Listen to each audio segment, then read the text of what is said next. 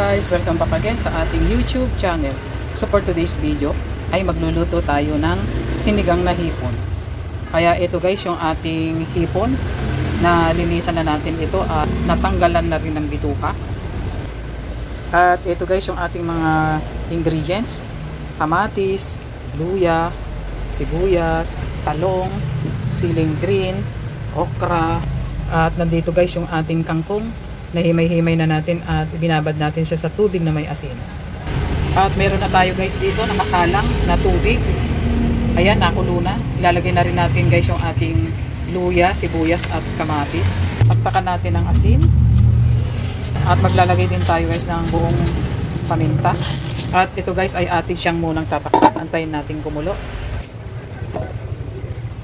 Ayan guys, kuluan na. Lalagay na natin guys yung ating mga gulay: okra, talong at yung siling green.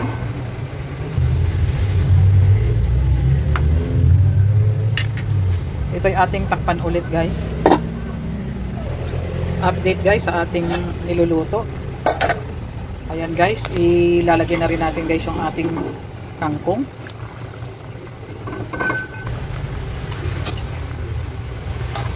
Lagay lang natin sa ilalim.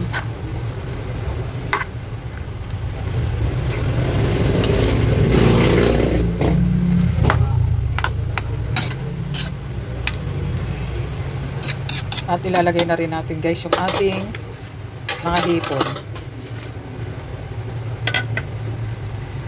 At ito guys ay atin siya munang tatakpan. Update guys sa ating niluluto. Nag-oris na yung ating mga hipon. Maglalagay lang tayo guys ng konting patis.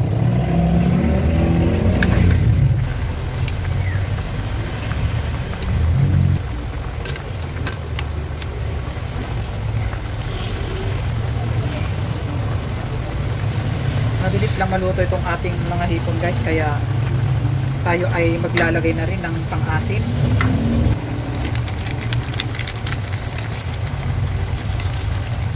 Ito guys ay atin muna siyang tatakpan para mabilis matunaw yung ating tamarind powder na inilagay.